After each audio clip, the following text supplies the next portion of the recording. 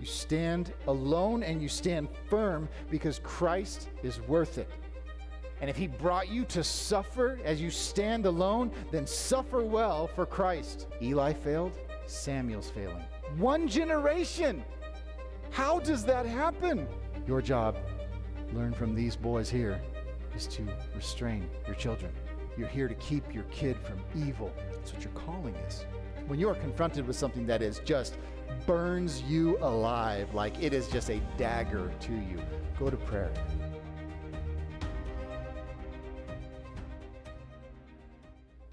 Be seated. 2 spaces today, or 2 spots for Samuel 8, Deuteronomy 17. If you could hold both spots, I'll let you have a second to get there.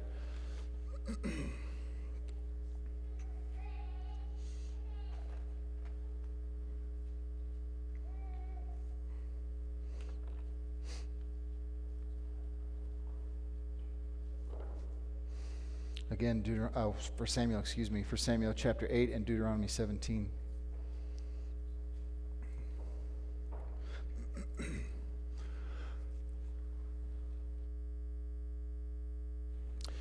If you were alive in the early 1800s, you're a woman giving birth, you were doing something that was incredibly dangerous. Women all over Europe were dying from a mysterious illness that the doctors didn't have a name for. The name they just came up with was childbed fever. No one knew what it was. No one knew how to stop it. Mothers would have their babies, hold them, and then days later, they were dead. Now, we have a couple of new mothers in the room. Can you imagine? Can you imagine? But in 1846, this young Hungarian doctor by the name of Ignaz Semmelweis, that's how you say that, I believe. I practiced that like 3 times this week. Ignaz Semmelweis, he began to work as an obstetrician. And he noticed something strange in his practice. He was noticing that any time in his practice when a woman was under the care of a midwife, their chances of survival were really high. But when they were under the care of a doctor, things were going really, really poorly. And so, like a good medical man, he started, to ask questions, started to observe. He started to watch things, and then he began to notice a pattern. The doctors that he observed, when they came in to the maternity ward, they came in after coming from the morgue where they had just done autopsies. And they came straight, if you remember, they came straight to maternity, they just started delivering babies.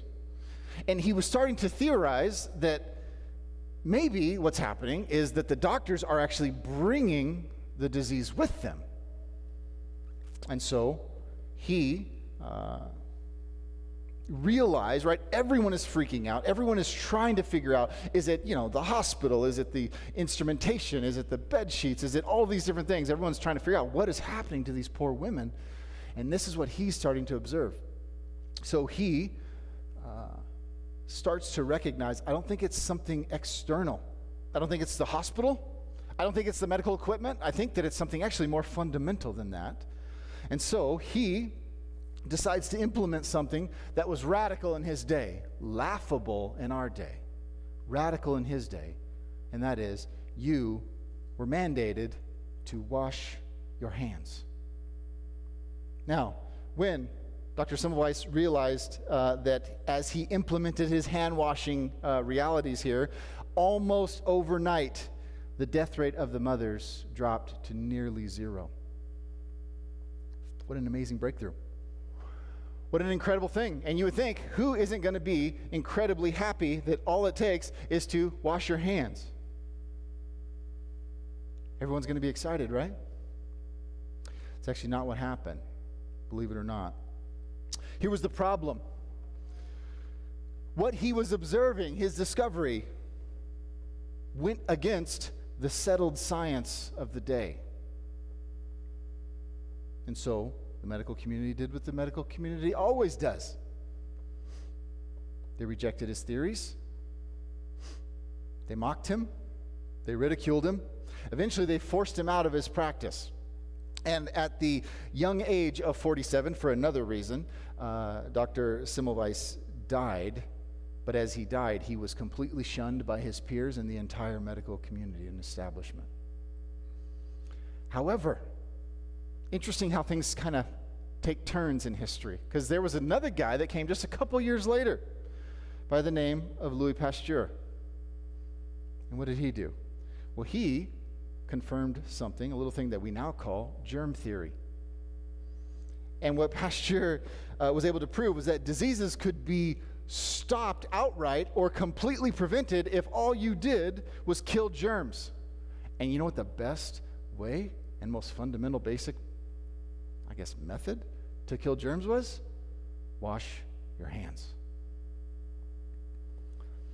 So Dr. Semmelweis is dead at this point, but his theories were confirmed.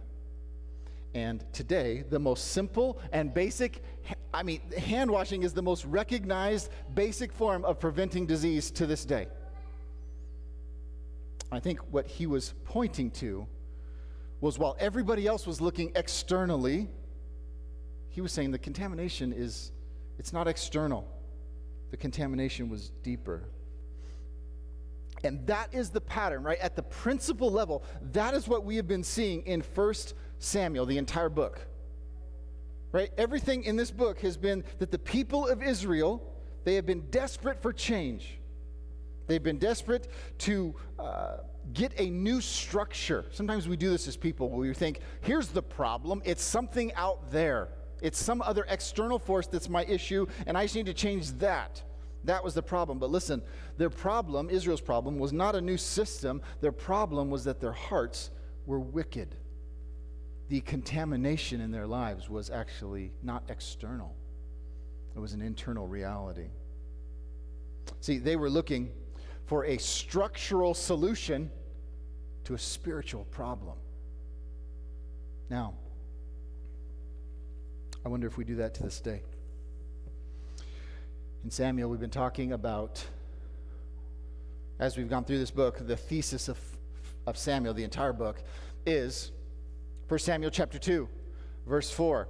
The bows of the mighty are broken, but the feeble bind on strength. The idea in all of Samuel, as a thesis statement, is that you are going to see, anytime in the book that you see what the world projects forward as strength, those actually are going to be brought low. And those that the world perceives as having no strength, insignificance, no any kind of influence at all, those are brought up. They're elevated by God. We already saw this in the beginning. The book opens with two women. One can give birth, one is very fertile, one cannot, Hannah and Peninnah. And Hannah, being perceived as strong, fertile, she is eliminated from the storyline. And Hannah, this woman who is barren and cannot give birth, she's not even able to live out the call of God on women, which is to be fruitful and multiply. She's not able to function in her role, one of her primary roles. She was elevated. She prayed and God gave her a son. We saw it there. The story continued. We saw it also with Samuel and Eli. Eli representing the height of Israel power in the high priesthood. And you have Samuel, who's a little boy. He has zero influence, zero anything.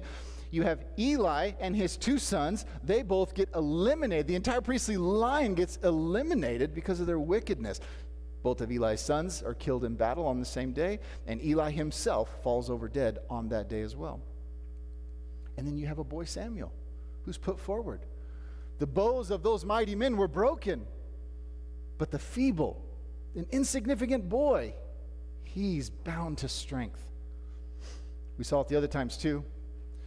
When the Ark of the Covenant, when the Philistines attacked, you have this Philistine army, very mighty. They come in, they decimate Israel. And what happens as a result? Israel says, hey, we'll go get the Ark of the Covenant. That'll help this fight. And Israel's soundly defeated inside of that battle, and the Ark is then stolen or captured. And so what do you have? You have this perception from the world's perspective of a mighty army, right? The bows of the mighty, and they do whatever they want. And then you have a perception of the Ark, this seemingly insignificant thing. And it doesn't happen that way. What happens? the moment that Yahweh, and this is what we can see from the narrative, he takes himself into exile in the place of his people, and then Yahweh goes to war. Everywhere that ark lands in the Philistine territory, it starts attacking. It starts in the temple, and he takes out their gods. And then he goes from there. Each city, Yahweh goes to war, and he attacks Israel's people. The bows of the mighty are broken, but the feeble are bound on strength. We then saw that, the Ark of the Covenant came back. It took them 7 months before the Philistines were like, we don't know what to do with this thing. It's decimating us. It's killing us. Let's get rid of this thing. How do we do it? They give a guilt offering, and they send it back. It goes to Bet Shemesh, and we find that the men of Bet Shemesh are actually no better off than the Philistines. They're executed as well by Yahweh because of their wickedness looking into the ark. But there's seeds of revival. If you remember, where did the Ark of the Covenant go after it came back to Israel? Anybody? Bible trivia moment? Do you remember his name? Extra credit? Good man. Was it? Okay, I appreciate honesty. Good. Anybody? No? Abinadab, right? Abinadab on the hill. This guy we know nothing about, he gets the Ark of the Covenant. Where's the Ark of the Covenant supposed to go? To Shiloh. That's where God has covenant fellowship with his people. You go to the tent of meeting, and it's not in the tent of meeting, it's in a dude's house. And it stays there how long? 20 years. So what you have is Yahweh came back to Israel, but he's not in fellowship, covenantal fellowship with his people. And it says, the text says, that there's a 20-year lament. People are sad. In other words, you know something's not right. You ever been close, but you know it's just not the way it's supposed to be? And these are what the people are dealing with here. But that's also the seeds of revival. You start to see that after this drawn-out period that God loves to do sometimes, bring us into drawn-out times of heart longing, it brings us back. And that's what he did with Israel. Through Samuel, Israel confesses their sins, said that we've sinned against God. And then what does Samuel do? Get away with those idols. Get those idols out of here, right? We're going to serve the one true and the living God. And then what happens? Right in that moment of revival, the Philistines, 20 years later, come and attack again. And this time God shows up. Why? God is in now fellowship with his people. The relationship is restored. And he goes on the attack for his own people. And the Philistines are decimated. This is what we've been seeing. And now today, as we look at chapter 8, we're going to see another cycle. So I want you to open your Bibles. Let's look, and again, we're going to just take it in chunks like we always do. But listen, I really want you to lean in here. Because what this is not, please hear me, this is not a lecture. This cannot be, hey, you're going to listen to this dude talk for a little while, and then we're just going to go home or go eat, right? We're supposed to have potluck after this, by the way. So we're going to eat. No, this is not what it is. We're trying to unpack the text together. We're trying to think God's thoughts after him. We're trying to come in and say, what do you have for me? Because this message at a principle level is for you. God brought you here to this place today for a reason. And so lean in here, and let's find the principles together, see what happened with the Israelite people. So we're going to start in verse 8 here. Sorry, verse 8. Chapter 8, verse 1 says this. When Samuel became old, he made his sons judges over Israel. The name of his firstborn son was Joel, and the name of his second, Abijah. They were judges in Beersheba. Yet his sons did not walk in his ways, but turned aside after gain. They took bribes, and they perverted justice. Now, let's just pause for a second here, real quickly. Let's look at this text. I'm not going to do this with every text, but I do want to show this text for a second. I want to look at something with you, because I think this is really, really critical here for a second. Now, there's a couple of things that don't always happen in the Bible that happen here. And it's really interesting. Think about this for a minute. Samuel, he has been working hard for 20 years, right? That 20-year lament. He has been God's representative, working, standing for God's truth, representing God's law. And after 20 years, he got Israel to do what? One commandment. 20 years of labor, one commandment. Commandment number one, no gods before me. Whew, they finally put the gods away. 20 years of labor.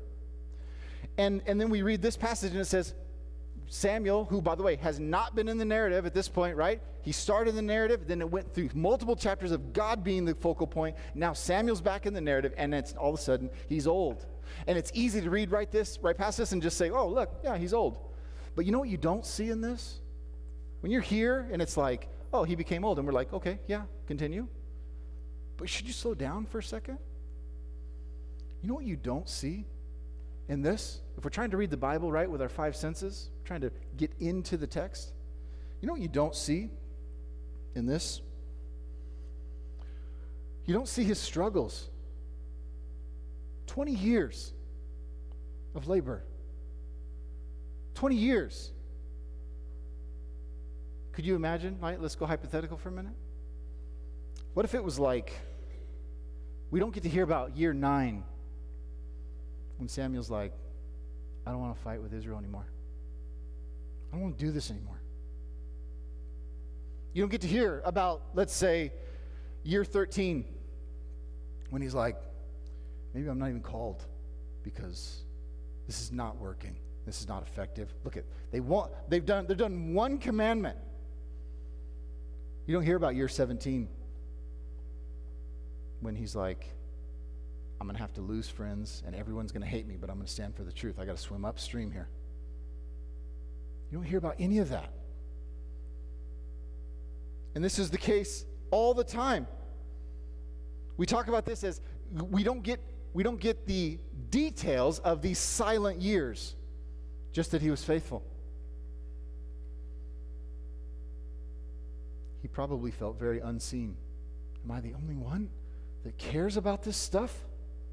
Am I the only one striving here? Have you ever been there?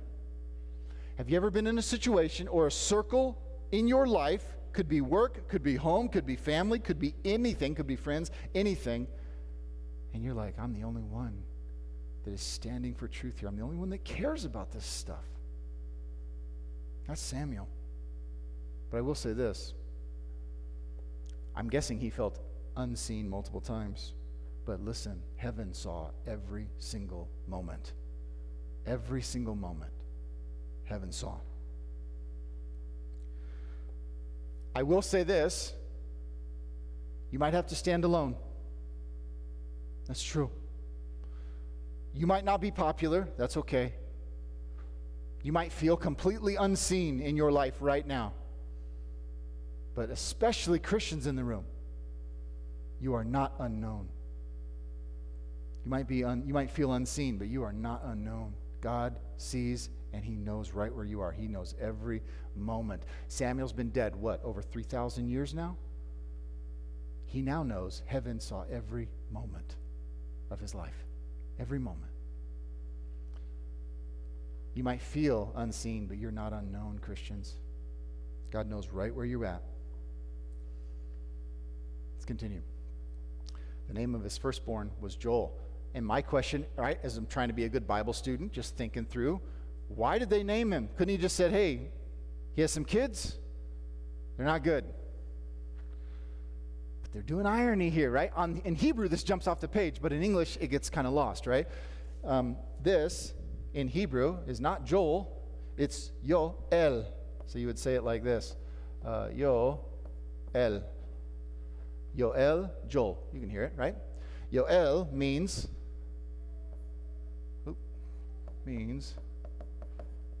Yahweh, it's very sloppy, sorry, is God. Yoel. The name of his second son, Abijah in English, but it's not that way in Hebrew. Aviyah. Aviyah. We have Avishai, right? And Aviyah, which means, and you would spell this like Aviyah. Aviyah, which means my father, sorry about that, is God. Yoel Aviyah. Do you see the irony he's building you up for here? They're not Samuel's sons. This is Samuel, who was called as a little boy, in one sense, to save Israel's priesthood. And his son, Yahweh is God, and his other son, my Father is God. They were judges, but they didn't walk in his ways. They turned aside, and they did the things that Yahweh hates. So they're not living up to their namesake. All right? The author here, I think, is painting a picture here to say, look at the pathway again. We did it before, 20 years, right? We're heading in that direction again. The two sons that were here, named Yahweh as God, named my Father as God, they are now corrupt again. Where have we seen this before? In Samuel. This is the Israel pattern. We have Eli and his boys, and Eli fails to restrain his boys. And they decimate the temple sacrifices. They're defiling them. And now we have Samuel, the response to Eli. And now his sons, who are named, right? Hebrew names are critical, right?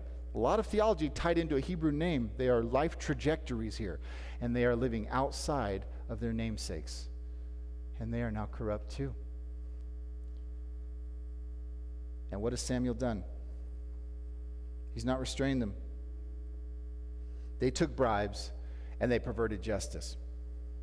By the way, I think the author, by the way, is showing us the irony here of the decline of Israel. Once again, here we are in the cycle. But listen, fathers, are you restraining your sons? Especially dads. So many dads think I'm here to be friends. You're not here to be friends with your kid.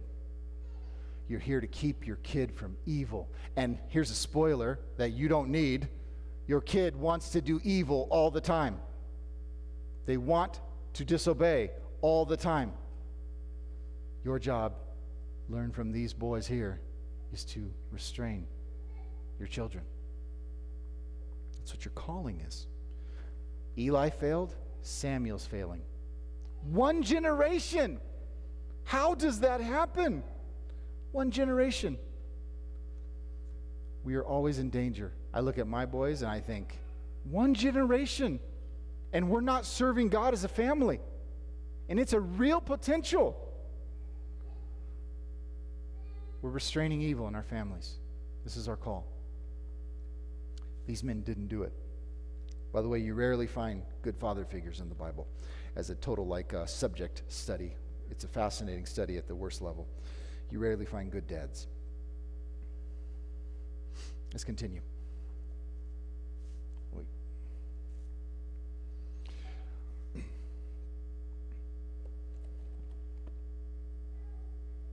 Verse 4.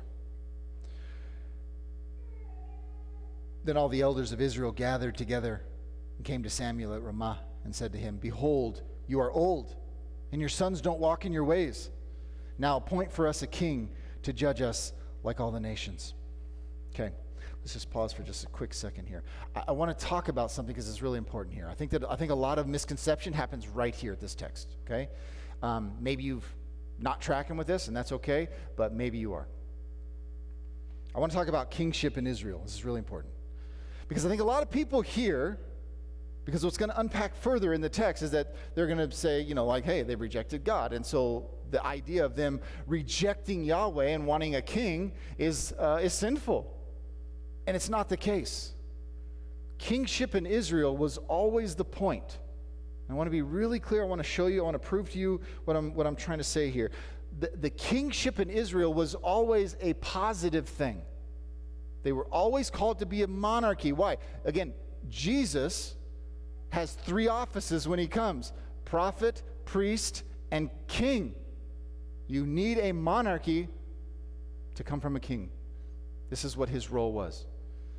Kingship in Israel was always in view, always in view. And so many people have kind of misconstrued this to say, because there's a negative here we're about to read, that, oh yeah, they should have never, like God was enough. Why did they ask for a king? But that's not the point. That's not precise enough. They quote something here. They're not just spitting out words. They quote something here when they ask for this. But I want to really quickly show you how kingship was always in view in the Old Testament. Always. Just do a few. There's more that I could do. I could start with Genesis 3:15, but I thought it would be too funny. Because in one sense, Genesis 3, I'm going to do it anyways now. Genesis 3 was always about Adam reigning in a kingly manner. He was always expressing dominion over God's stuff. And then he failed. So in one sense, we're always looking for a new Adam, one to fulfill those roles. But let's move forward from that. We have Genesis 17. Right after Abraham had his name changed, he says, I will make you exceedingly fruitful, and I will make you into nations, and kings shall come from you. Always prophesied from the beginning. How about this one? Fast forward, after Jacob is on his deathbed, and he's giving his sons blessings, and he says to Judah, the scepter shall not depart from Judah, nor the ruler's staff from between his feet until tribute comes to him. In other words, there's going to be a long lineage. He's going to sire a line of kings. Jesus is called the Lion of Judah. And now let's turn to Deuteronomy. Now I have these verses up here, but I actually want to read a little bit more from the actual text of Deuteronomy, because I want you to see again that this was always in view. Let's go to Deuteronomy 17 really quickly. Start in verse 14.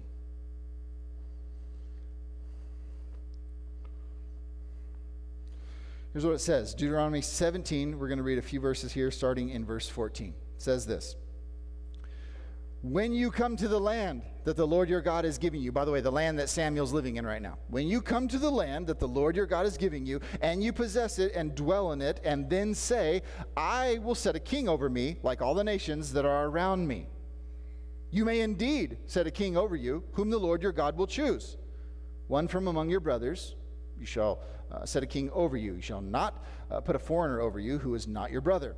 Only he must not acquire many horses for himself, or cause the people to return to Egypt in order to acquire many horses, since the Lord has said to you, you shall never return that way again. By the way, the temptation was probably always there to go back to Egypt, to go back to what you are familiar with. Always the temptation. 17. And this king, shall not acquire many wives for himself, lest his heart turn away, nor shall he acquire for himself excessive silver and gold. Let's pause for 1 second there. What is God saying?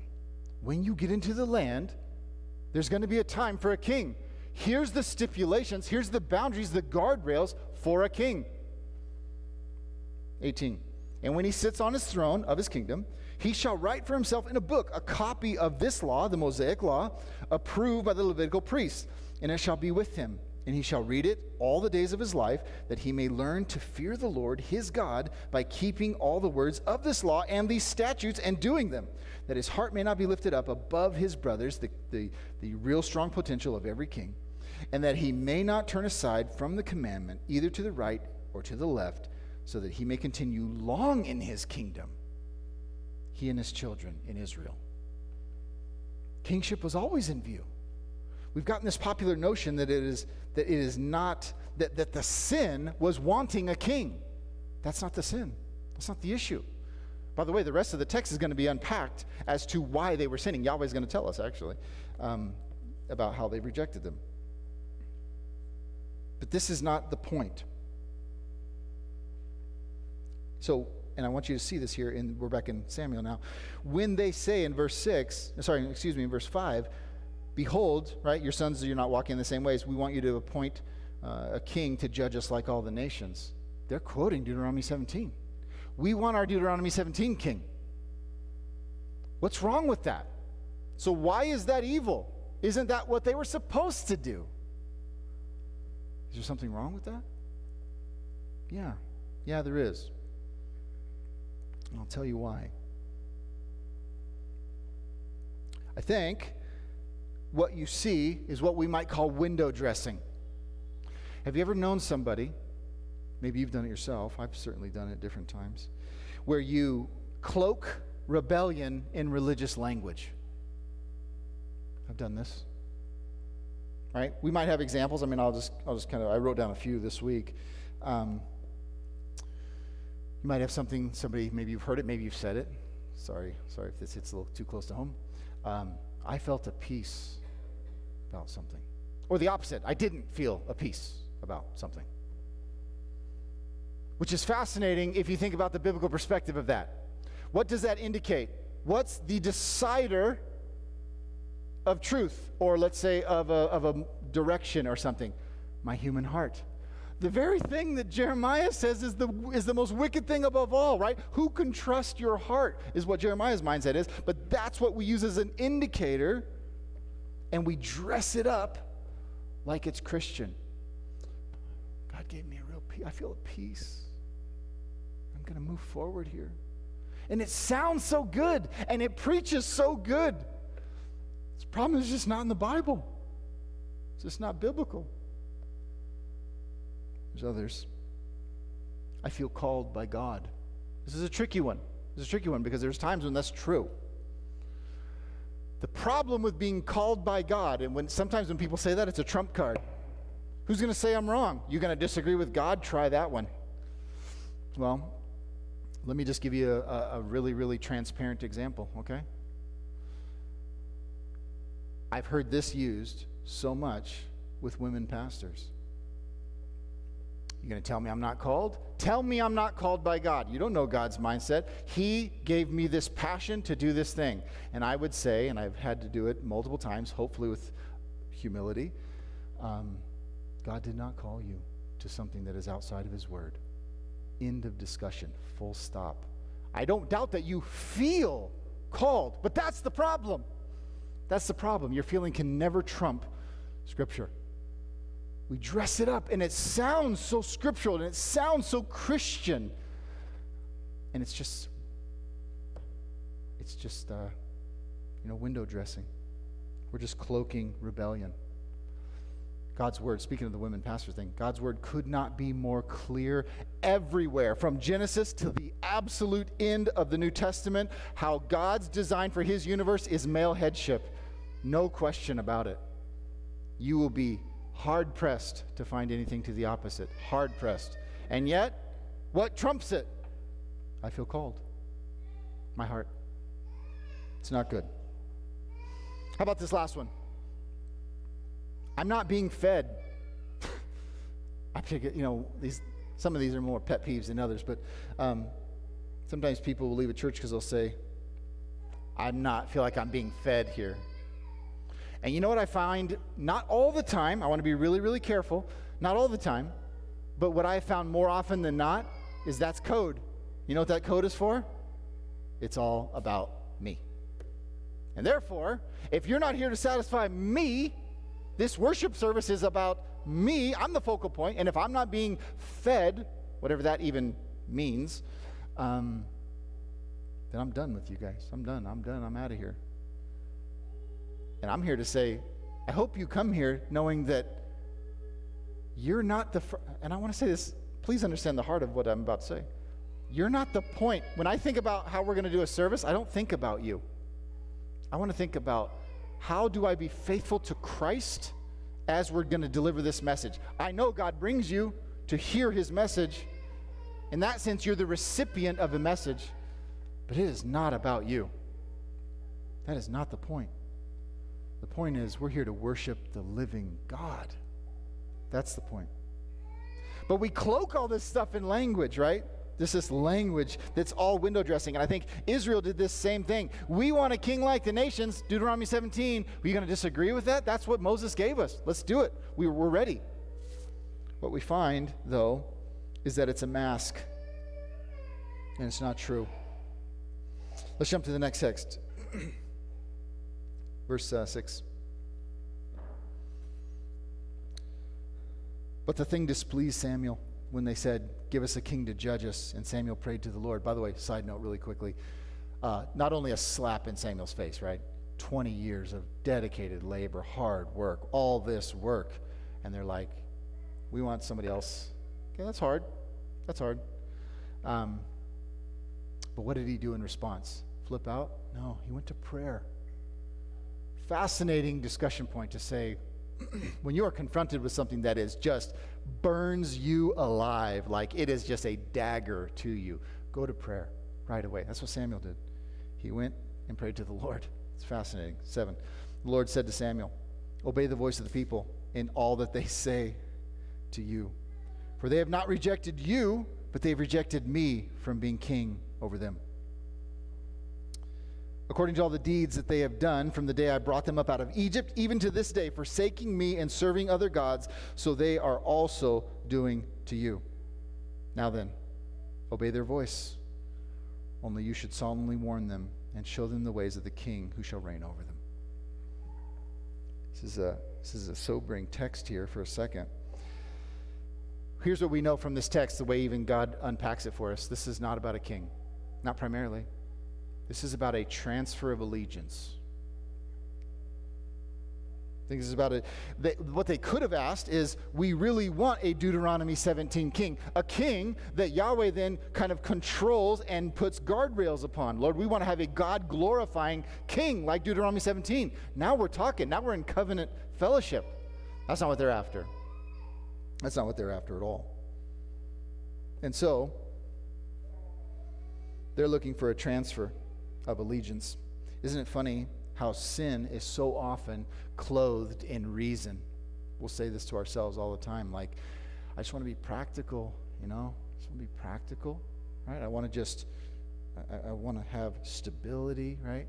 And you don't need that primarily. You know what you need? You need faithfulness, and you need obedience to God's commands.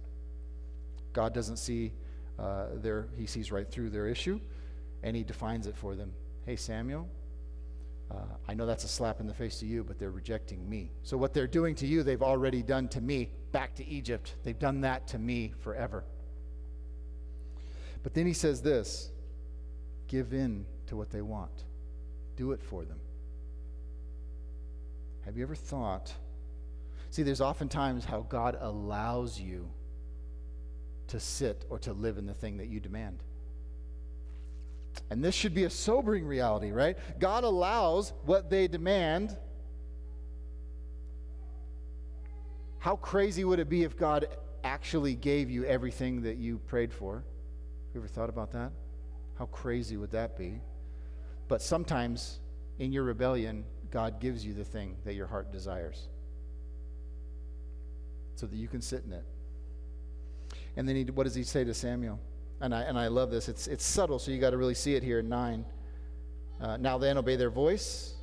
Only you shall solemnly warn them and show them the ways of the king who shall reign over them.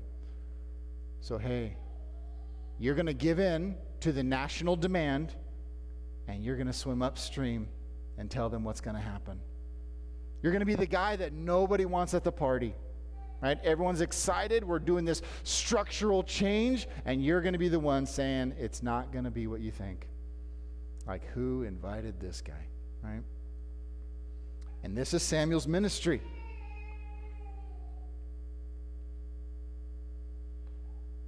I want to tell you a quick story. I was, about 15 years ago, we were living in Southern California, and I was a pastor, a youth group. And I had a couple back then. They were in high school, they were in college, just a boyfriend and girlfriend couple. And they got together in our college group, and we became, good friends. I was their leader, and talking, and they ended up getting married. And I was they were my first wedding as a pastor. I married this couple, and it was really a kind of a cool thing in Southern California. After that time period, we left the church. I went away to seminary in Kentucky, and we kind of lost touch for a little bit, and they kind of stayed in Southern California. The guy was a mechanic, and then he went into the service and kind of did some, I don't even know actually what he did in the service, but he was in the Army. And he did see some combat time, I think, because he had come back and he had some struggles with PTSD, and he was kind of working through some of those issues. After that, he went into the police department. So we had a lot of, common ground there, and we had some connection and talking through. He went to Texas and became a state trooper. And we lost touch over, let's say, 5 or 7 years, something like that. We finally ended up coming back around because I got a call from his wife, just randomly out of the blue. It had been years. And she said, my husband he's losing it. He's going off the rails, drinking a lot, all the things that you would expect kind of from a history like that. And so we had a conversation, and I always tell him the same thing. Anytime I have kind of these hard conversations, I have to start the same way, which is, I care about you, but I'm going to have a real hard conversation with you right now. And this is a defining moment in our relationship. What we say right now is going to go this way or this way. You don't come back from this stuff. But I'm going to care about you enough to tell you the truth, okay? So let's talk. We have a long conversation, lots of tears. God's grace recognizes what's happening, just folds. And it was a powerful moment. His wife is on the phone. We're crying. She's thanking me. We then start talking all the time. The communication is real heavy. We're back and forth, back and forth. They're watching some of our sermons from this church, and they're just like, wow, yeah, our covenant reform.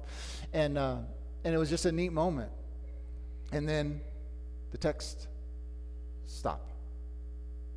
Communication starts to change a little bit. But, I don't think of it, that much of it at the beginning. And then, distance, and then I get a call from his wife again. Said he's going off the rails, and he's done. So I call again, and I say, what's up, man? Where are we at, man? What's happening? And he said, I don't want to talk to you anymore.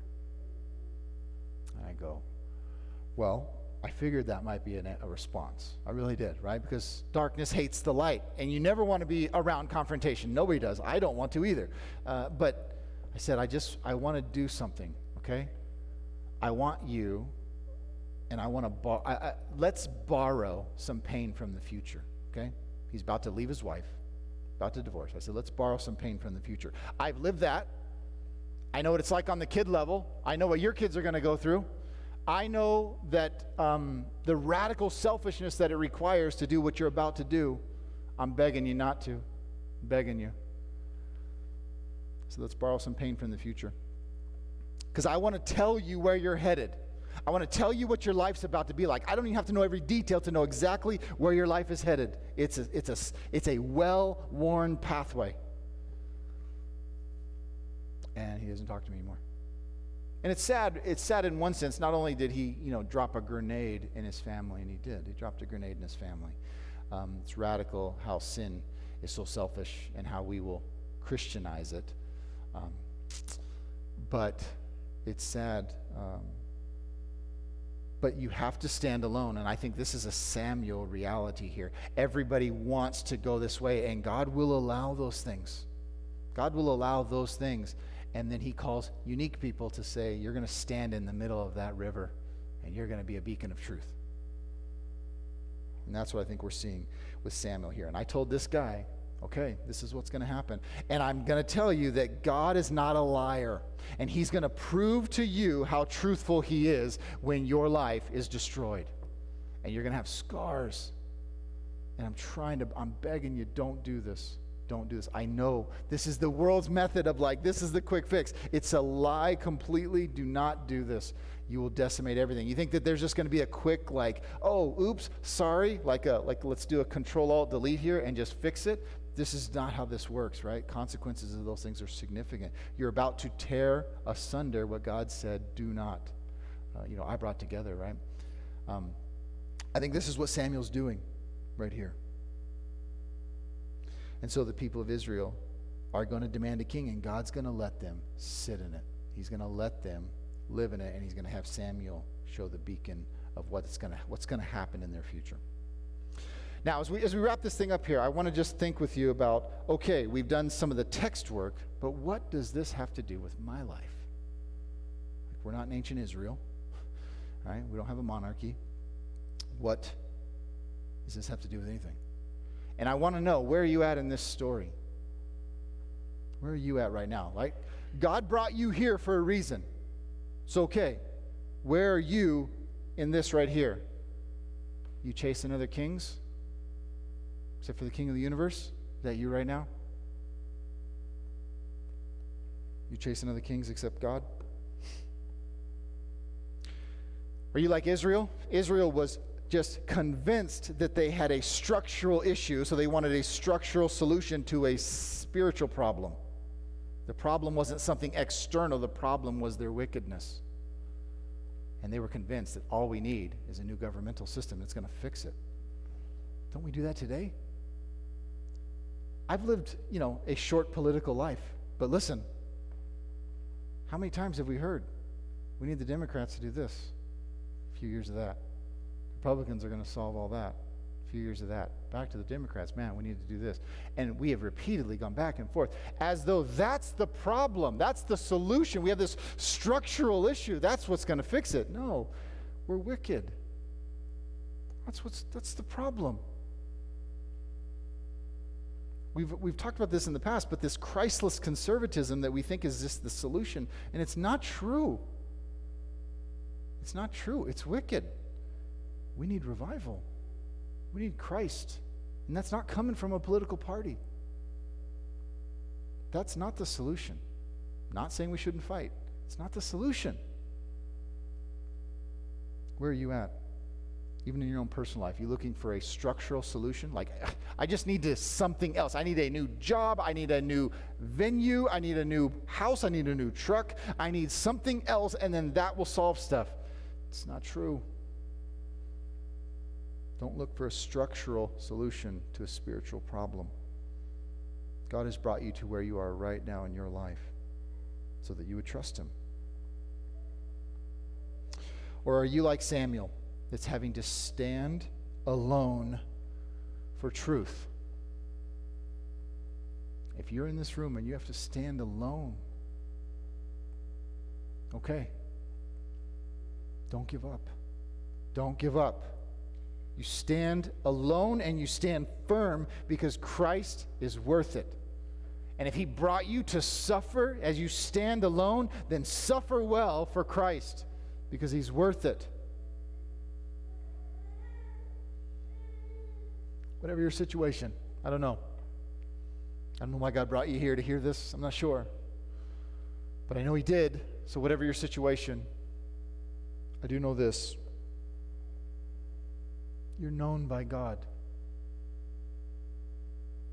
By the way, that goes for both sides of that. Sometimes people think I can sin and I'll get away with it. You're already caught. Already caught. God knows. He sees everything. Every moment. You're known by God, but Christians in the room especially, feeling like you're not sure where you're at, what you're supposed to be doing, you're known by God. He sees you. And He's here.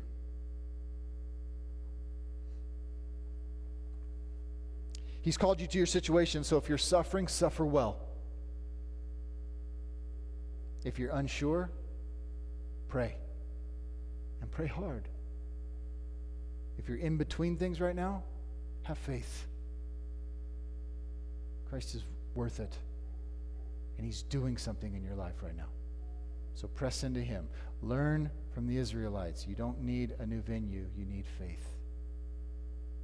You need obedience. You need belief. That's what we need. We have a spiritual problem, not a structural problem. Let's pray.